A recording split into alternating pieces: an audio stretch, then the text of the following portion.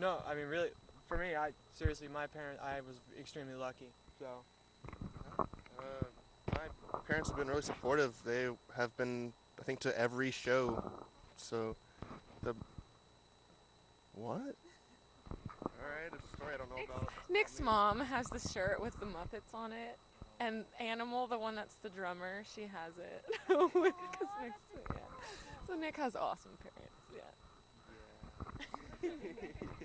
speaking of parents, Nick is Gonna be a everyone's daddy. mom in the band Oh. is extremely attracted to Nick. Just, I don't know. He's the cute one. Yeah. Smile, Nick. Everybody's mom. He's got that gorgeous smile. Indian Hogan smile. Gregarious. What does that mean? I don't know. Mom's fun though.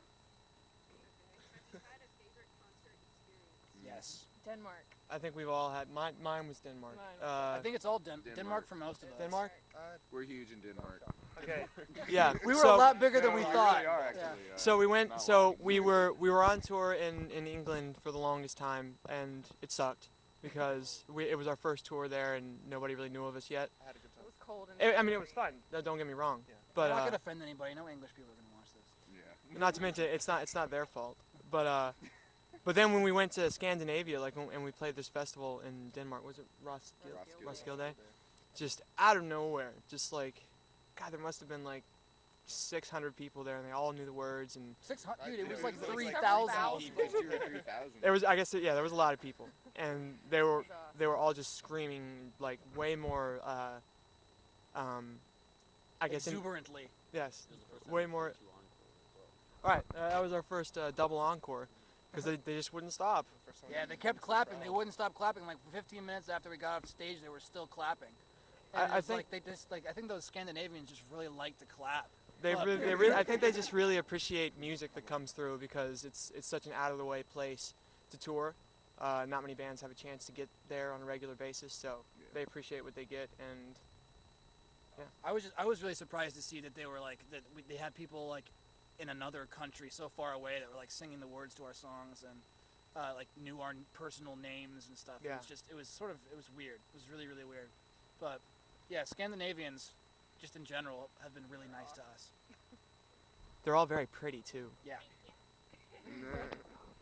They all looked exactly like you, yeah.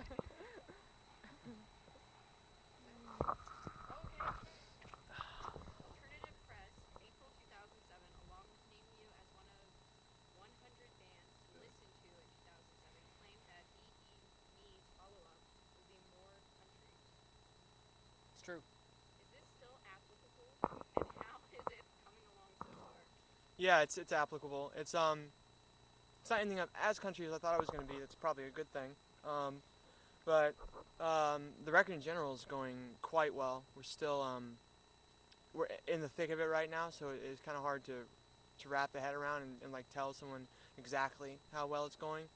But the work that has been done so far, I think we're all pretty proud of. So And there's some parts where it gets down and dirty.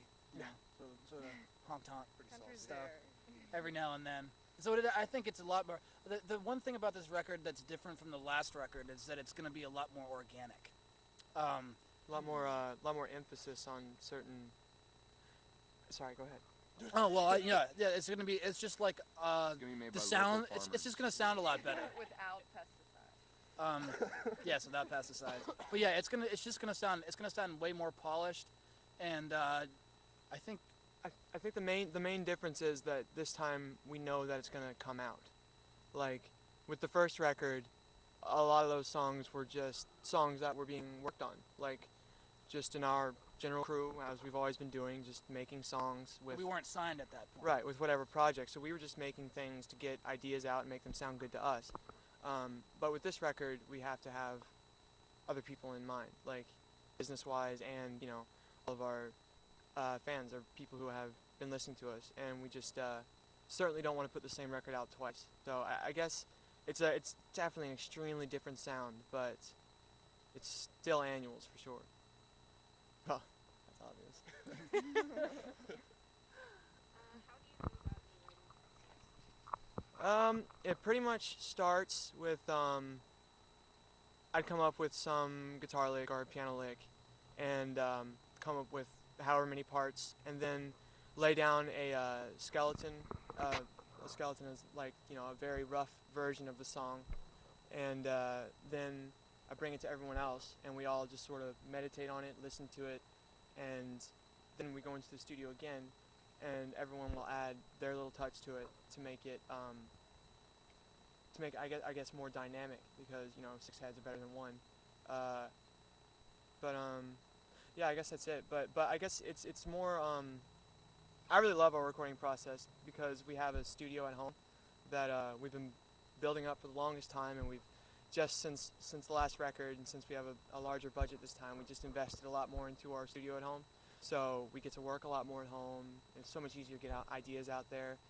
And We're also working with some awesome producers for this next record too. Right. One of them is Jakir King, who's he's won 2 Grammys. he mean- engineered the Modest Mouse record. Good news for Good people news who for like people, love and bad news. a couple of the B. King, Eric Clapton, Tom and Waits. what's that band? The band that's no, it's something Leon, Kings. Oh, Kings Kings of of Leon. Leon. Yeah, Oh, yeah. it's not like 2 air records. Cottonmouth? But It's St. Cloud Posse. yeah, but he's cool. It's kind of weird balancing between the way that we used to do it and the way that it's sort of called upon to do it now, because there's so many more things involved. There's but- just a lot more people that you have to please, and you have to sort of worry about everything that you do, and it's just like we were used to doing things by ourselves. And sometimes we feel a little more creative in that kind of a situation, but we're learning how to work with other people, and to take advice, Right, I think, and yeah. and also to work under the clock. Yeah, that's probably the most agonizing thing about this so far with this record. Before, we just work on a song until it's done, but now there's like 15 songs floating around. None of them are done, and it can be overwhelming. But it's coming together well. I think so. I think we have enough time. But yeah, there you go. That was a long fucking answer.